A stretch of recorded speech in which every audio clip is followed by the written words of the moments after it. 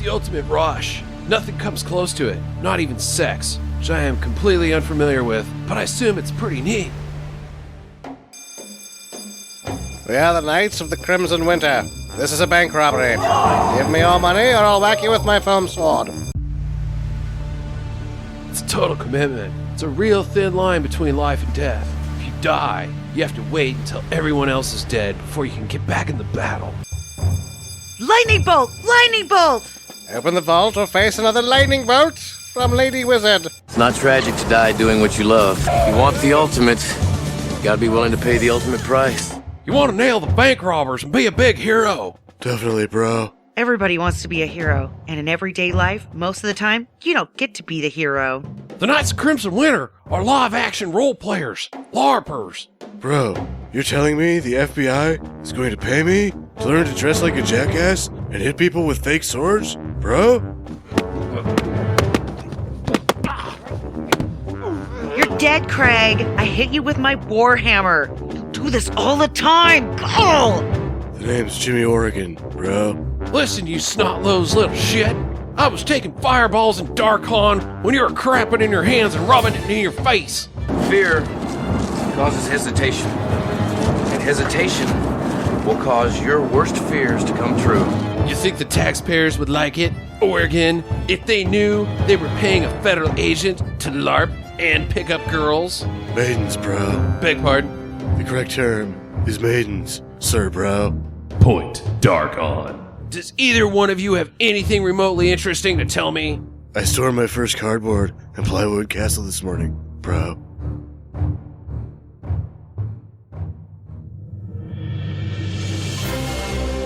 Stinker Madness.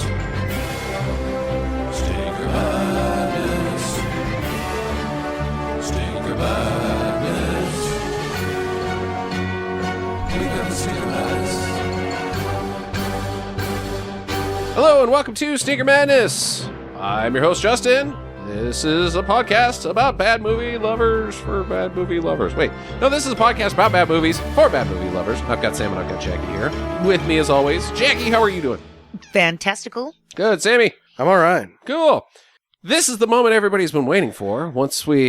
After we did the Point Break 2015 episode, getting into the real shit, the one everybody loves. 1991's Point Break, starring Keanu Reeves, Gary Busey, And it might be Patrick the one Swayze, everybody loves. Lori Petty, Chris Christopherson, But secret Point Jimmy Break. Newton. Jimmy Newton. I don't know. Chris Peterson. Yeah, Chris Peterson. I've heard from Van Diver. Oh. Yeah, he's got his VHS story for us. Fan of the show, Matthew Van Diver. He says, speaking of stinkers, weird that he's talking about stinkers to Stinker Madness. Although I wouldn't have believed they were back in those days, my dad was once really upset that I had recorded over our VHS recording of the two Ewok movies, Caravan of Courage and The Battle for Endor. I also remember when my mother was mad that we had recorded over her recorded copy of Gilbert and Sullivan's The Makito. Is that like a mechanical burrito? I don't know what the Makito is. Once, I was mad at myself for recording over a VHS tape of old HBO Fraggle Rock episodes. Ah. Yes, VHS mishaps run rampant through my family. I eventually learned my lesson and ripped off all the tabs on all my VHS TV recordings of Mystery Science Theater 3000 episodes to prevent them from being recorded over. My greatest achievement with VHS tapes was making a compilation of all 3 films in the Evil Dead series. My mom had 2 VCRs at the time, one of which was built into a small white TV, and I really wanted to combine my separately bought VHS copies of Evil Dead 1, Evil Dead 2, and Singapore-released director's cut of Army of Darkness, which has not yet been released domestically. That's interesting. I even edited them together so each movie flowed into the next to create as seamless as narrative as I could manage to create. The Evil Dead saga, which is what I wrote on the VHS label. I'm still proud of that almost years later, or 20 years later. Which is funny that he brings that up because somebody did a supercut of the Evil Dead series not too long ago where they took all of the... Because Evil Dead 1 and Evil Dead 2 are cover the same movie. Cover some of the same ground. Yeah, so they made a master cut, and it's supposedly like perfectly watchable. I've also heard the Phantom Edit. You ever heard of the Phantom Edit? Yes. Yeah, they take Jar Jar out. Yeah, they get rid of all the stupid shit of the Phantom Menace, and it's 8 minutes long. Not that bad to watch. It's only 8 minutes long, though. It's not very long. 8 minutes. So thank you, Matthew Van Diver, for your VHS story. If anybody else has an old memory of VHS tapes or VCRs, beta, any of that jazz, send us an email to talk@Stinker Madness, and we will read it out on the air. Streaming do's and don'ts this week, starting with Lara Croft Tomb Raider on Netflix, starring Angelina Jolie. Was this the second one that we should specify? No, it's the first one. Did we watch both of them? No, fuck no. No, we watched the second one. No, we didn't. Yeah. Now the second one is the Cradle of Life. We watched that. That's God what we damn watched. it! Oh no! Yeah, we didn't watch the first. We'd all seen the first one. We watched. Yeah, we the watched Cradle the of second Life one with what's his face, Gerard Butler. Yeah, Gerard Butler is the brosif. As somebody. Man, I sure like Gerard Butler, but man, I sure fucking hated this movie. Yeah, I did not like it. I'm gonna give this one a don't. I know, huh? Jackie? Don't. Do not. Angelina Jolie sucks. It was also just sort of horrendous beyond her. It's just Just that, like, ugh. that it's the same flaw that Catwoman has, other than all the other shit that Catwoman has in it that sucks, is like sass, when it's clear that you suck at doing stuff, lady. Or just like she's riding in at the beginning on a jet ski and she has to do a backflip. Mm-hmm. No, she just rides in. Yeah, just rides in. You know what? She's already on the boat. None of the more Fuck of these it. shots of like, because when it's a man, you call them bro shots when they're doing Yeah. stuff to look cool. But this is just stupid. I fucking hated this movie. Well, it's dumb when Triple X is doing it too. Yeah, it is stupid when Triple X is doing it. It's even worse when Ice Cube does it. Oh, that guy. Yeah, I take Angelina Jolie any day of the week over that guy. you got that right. Next up, Jackie and I watched this. It's not really a stinker, but I kind of want to talk about it because the guy sucks. But it's called The Thaw on Netflix, starring Val Kilmer. Did not watch it. This movie was so fucking stupid. It's a creepy, crawly bug invasion movie. Spoiler alert, bugs. Yeah, bugs that have been in a prehistoric Woolly mammoth. woolly mammoth that they uncover because of global warming. Mm-hmm. Melts a glacier. And then it infects a polar bear, which then infects other animals, which then infects Val Kilmer. It's a shitty The Thing. Is it buttworms? No, it's not buttworms. It's Oh. just they get in your skin and lay eggs, and that's how you die. Yeah. It's a shitty The Thing. And then eventually they bust out of your skin and they just eat you from the inside And out. then pretty much. they crawl onto somebody else. Yep. It's an infection movie, essentially. Containment. And Val Kilmer was going to go and give it to the world as his last dying gift to make them realize that they should take better care of the planet. Yep, little preachy. But Huh. not really, because Val Kilmer's a dickbag in it, so... It was preachy and it was stupid. I thought it was okay. I thought it was a fine... Virus movie? No, I don't think it's good. I just think like it has a certain level of entertainment that it's gory, it's grossy, it's icky. It is icky. It's fine to watch with. I mean, we watched it with Jackie's folks, and it seemed like everybody was able to fill a couple hours watching a movie and not getting terribly pissed off at it. So if you got a mixed crowd, I think it's okay. It's just not anything awesome. If you're by yourself, don't. Yeah. There's no reason. But yeah, there you go. Next up on YouTube, we're cheating on this one. This is The Brain That Wouldn't Die via Mystery Science Theater for Jackie and I. So it's a total do because it's Mystery Science Theater. But let's critique it just without the Mystery Science Theater. This movie, because you can't see these movies anymore sometimes without MST3K. But yeah, The Brain That Wouldn't Die, starring a lady's head.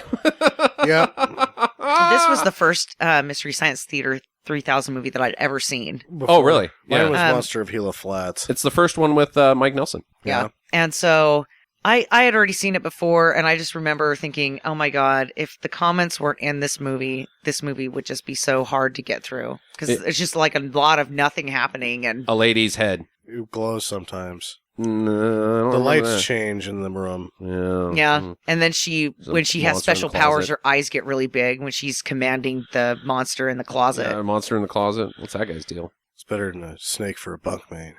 Yep, but I say because it's in the bottom 100, you gotta watch it. It's bad movie Everybody's history. you've seen it pretty much. Yeah, so if you you've gotta seen the get Mystery on there. Science Theater, but if you haven't, just watch the Mystery Science Theater because you're going to anyways. It's a fun time. Last but not least, I should mention that is on the Mystery Science Theater 3000 official YouTube channel that has like 15 other movies from them on it. Oh. So that's pretty cool. Last but not least, Liam Neeson, Frances McDormand, Sam Raimi in Darkman. I know how What Sam you guys? feels. I'm interested to see what you guys. I fucking loved it. Yeah. such a silly movie. Oh, it's awesome. I know, but it's not good. It is actually really good. No, it's not. Yes, it actually The is. beginning- Sam Raimi is the fucking man. That guy can shoot a fucking movie and direct. Now, there's some flaws in it. There's some Well, I just serious mean, like, flaws it's in it. over the top. Hiring Danny Elfman, I think, is the biggest flaw because the music is just so So, eerily similar the to first- 1989's Batman that's you asked me my opinion, let me give it. That's the problem that I think it has. It's just too much like, wait a minute, I saw this last year. It was called Batman, and Batman's much better. It's a flop, but I loved it. Not from a silly factor. It's silly, but dude, Sam Raimi can direct a film. So when all those guys, every time the villains sort of line up and they've got just these sort of comic book weapons and none of it really makes any sense, that doesn't fit with the theme of the rest of the movie. It does perfectly All right. because he overtly declared this is a comic book movie. This is not a movie about a comic book character. I am making a graphic novel, the movie. Shot for shot, looks just out of the same panels as a comic book. It's great. The guy's a genius. Give him more jobs. He's getting pretty old. Jackie? I also liked this movie because Liam Neeson was in it. That's not good enough. You need more than that. And I like that he changed his face. Think about the cost of this film. Oh, it's Sam Raimi. He doesn't need any movie or money. What am I going to do? I don't have any money. I can't have any effects. I know the guy Is the Mummy. will look like other actors that I can just pay. The special effect is not even a special effect. It's just paying the actors to be Liam Neeson. You minimized the visual effects, yeah. Oh, it's great. And it works. It does. At no point are you like, oh, that's not Liam Neeson under that man's skin. Everybody's acting great like Liam Neeson would act in the situation.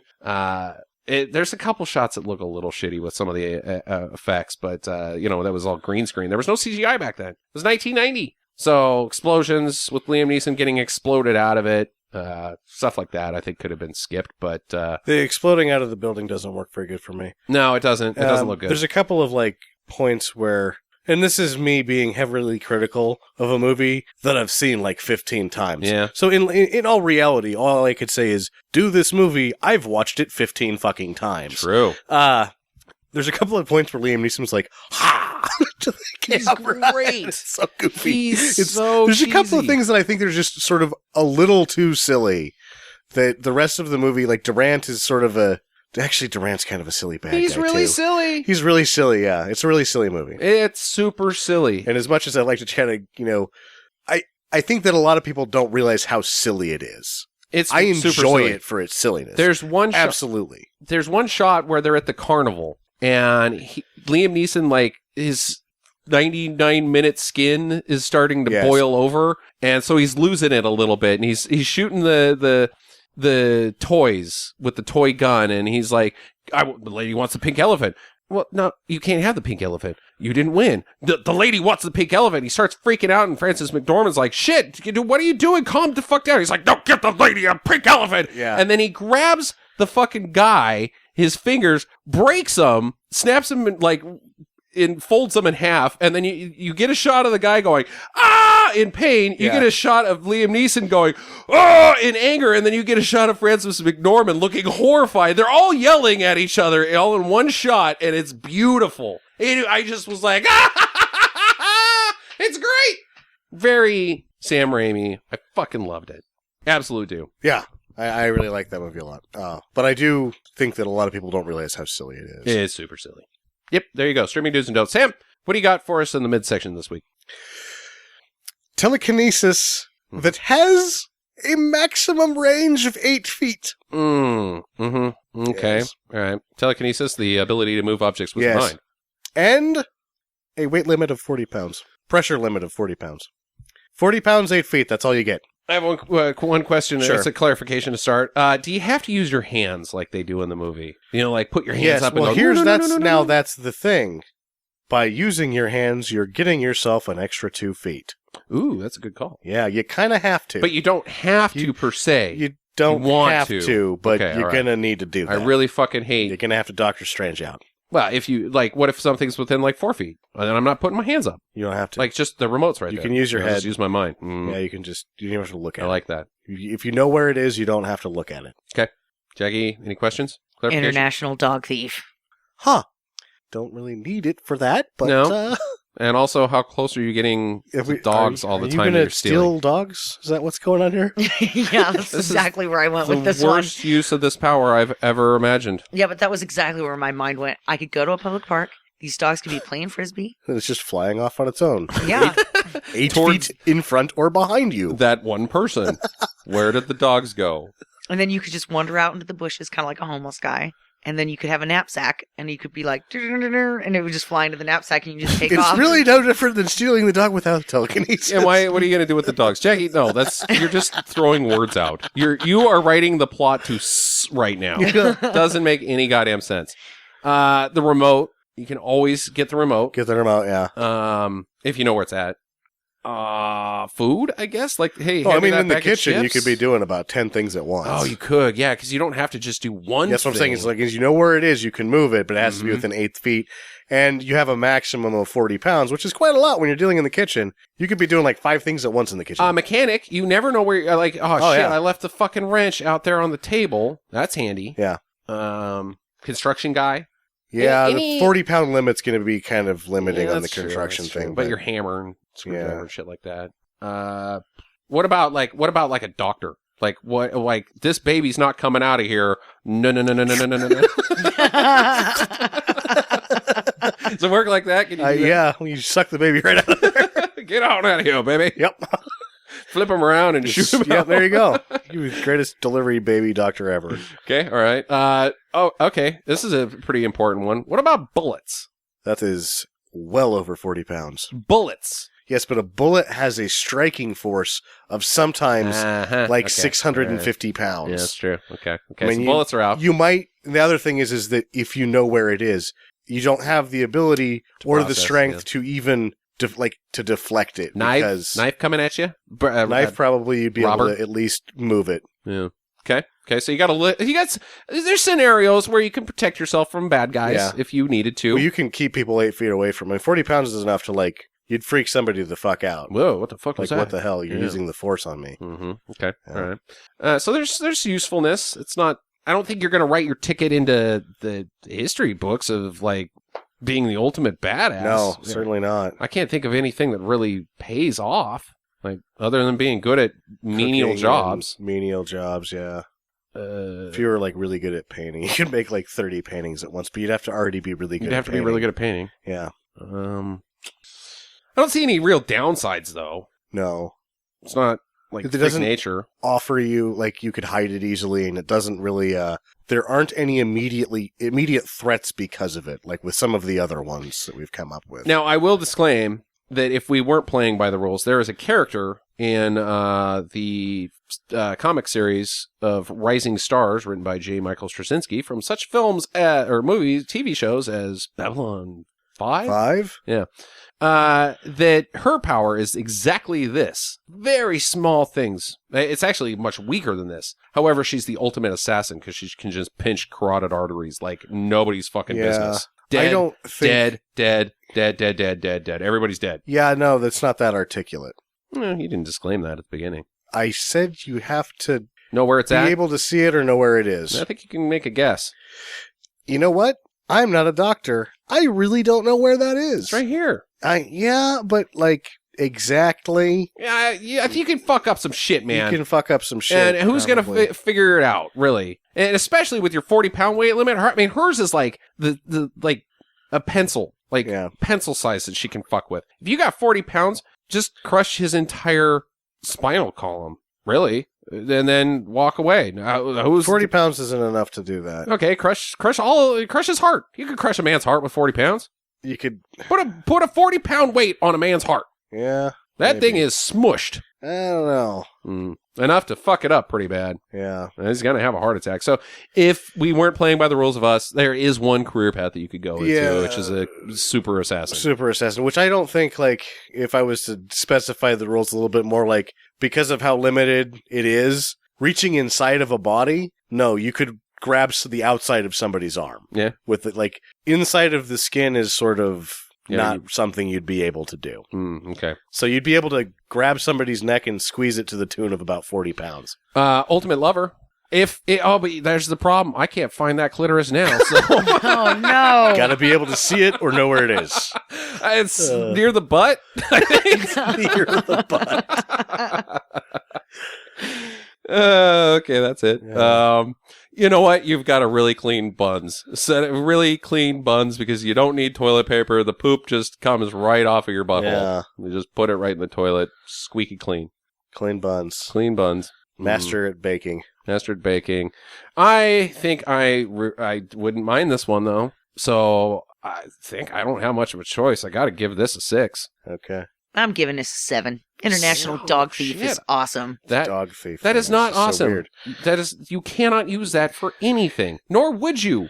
Dogs on the black market. Yes, you could. Jackie, Dogs on the Again, black market. Boo, if boo, you boo, can't be boo. a super assassin because you remember the rules, it only applies to you. Are you going to be a dog thief with this power? Well, yeah. Not because you're funny and ironic. Would you really steal people's dogs?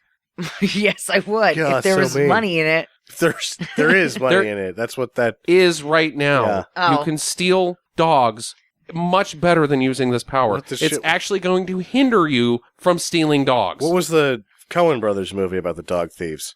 Can't remember. Yeah. Oh, that was the one with Brad Pitt where he went and killed the people and he would meet that Oh guy no, on the that side was of the was street. Killing Him Softly. Yeah, had Yeah. the dog theft at the beginning. That's Yeah. right. No, that's disqualified. Doesn't apply to you. I don't believe you. You wouldn't steal people's dogs because you could do that now. and But you could don't pet do it. all 3 of your dogs at once. You could do that. Yes, 7. That fast. Pet them and feed them. I'm starting to question if she knows the rules of this game, Sam. I think she's just words. Right now I'm trying to psychically get Bingham's brush down here. No. Well, that's the thing. It's farther than 8 feet away. Damn. So you giving this a 7 makes it So a better of a superpower Yeah. than shitting telepathy. see, if you wanted to get stuff from across the house, that's where we have to go back to the coiled up long penis thing. No, there's too many costs to that one. Let it go. This is better than shitting telepathy. You're okay with that? Yes. Okay. Okay. All right. It is stamped 7s and 6s, making an average of 6.5. That is the highest rated superpower. I thought yours thus was far. a 6.5 last week. What was mine? Mine was 7.5 yours was for the shitting ability telepathy. to talk No, to. I only gave you 5 stars for the shitting telepathy. No, the talking to the fish. Oh yeah, The talking to Fishman. the fish was. I thought that I think would that was be- a 6.5. As I well. that was the $1 million. That was one that you could make Make $1 million money. with that. Yep. Yeah, without being fraudulent. Mm-hmm. You could sleep at night and be a millionaire. You can sleep at night with weak telepathy as well. Pooping. Or not telepathy, telekinesis. Yours. Sam, what have you got on Point Break? Well, to go with her 2 Academy Awards, Kathryn Bigelow will be making her 2nd appearance on Stinker Madness. We'll, of course, remember her first visit, Near Dark, though we have all tried to forget. So hard we try. If she does as good as she did with Zero Dark 30 again, there will be no denying her a 2nd set of Oscars.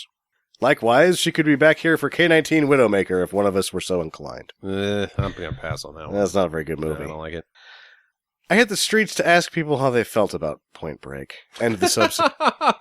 You done some jaywalking? I did some jaywalking. I asked some people about this one and the new one. Hard nose reporting via Sam. Yeah. The responses are a near universal no to that it should have been a remake.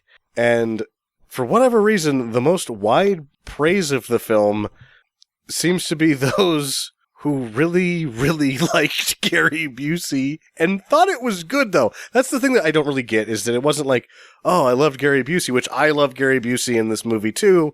I know he's not doing good. Because he stinks. He stinks, but they think, most people, no, this is a good movie, Mm-hmm. and Gary Busey does a good job. Hmm. Nobody denies that Keanu Reeves is less than perfect. Quite bad, is what I would say. Quite poor. Shit! Now, I did get one girl at the theater. I went to the art house theater, and I asked a bunch of the people that worked there about it, because for whatever reason, they were already talking about the new one and how bad it was. Mhm. And the girl that sold me the soda, I asked her, And she kind of already overheard me bothering other people about this. And she just looked me right in the eyes and she's like, I hate that movie. Nice. She was the only person. But among the other people at that theater, and then another night that I asked people just sort of off the street about it, it seems like everybody thinks it's good. Mhm. Everybody thinks Gary Busey's good, and nobody has seen it within 10 years. Aha. It has not been revisited. It's like when it came out, they said, "Oh man, that shit was awesome." Oh my God. Is good a movie as Roadhouse. It's easily as good a movie as Roadhouse. You are correct about that, just not in the way you think you are. Yeah. So Keanu Reeves grew up in front of us slowly. For his role in this film, he spent a lot of time learning to surf. He also shadowed FBI agents to learn how the whole crime fighting business works. He worked with one of the UCLA quarterbacks to seem convincing as a former college quarterback when throwing a football. With all of that going on, he must not have had time to read his lines or practice them.